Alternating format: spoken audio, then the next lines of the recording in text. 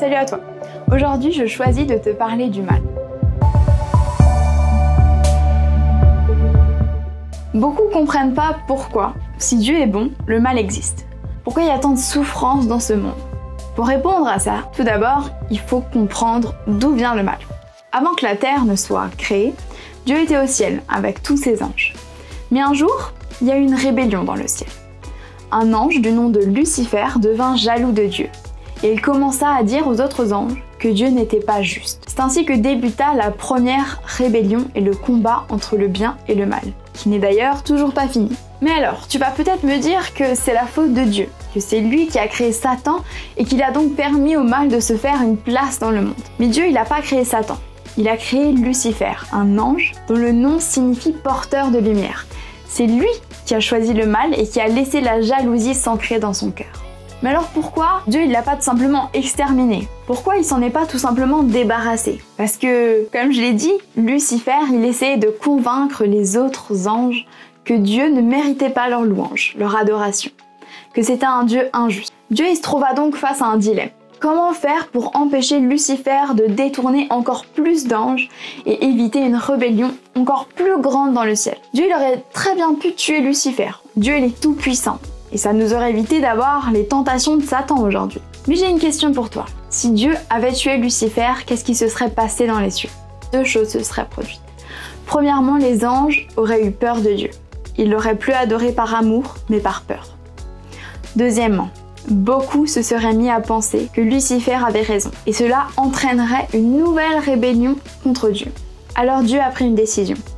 Il a choisi de ne pas tuer Satan, afin de prouver à tous les anges, une fois pour toutes, que Lucifer avait tort. Dieu a donc chassé sur terre Satan, ainsi que les anges qui l'avaient suivi.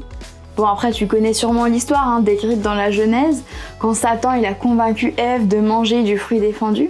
Ce jour-là, les humains ont désobéi à l'ordre divin et ont entraîné sur eux la conséquence logique du péché.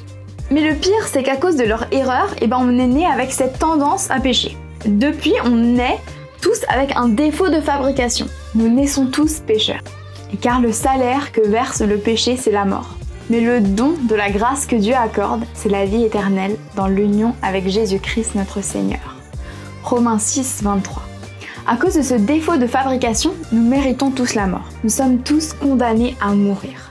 Mais Jésus, qui est exempt de ce défaut de fabrication, qui n'a jamais péché, et donc n'est pas condamné à mourir, il s'est sacrifié à la croix pour nous offrir le choix. Le suivre et vivre éternellement avec lui, ou payer le prix de notre condamnation et mourir. Bon, je m'écarte du sujet, désolée.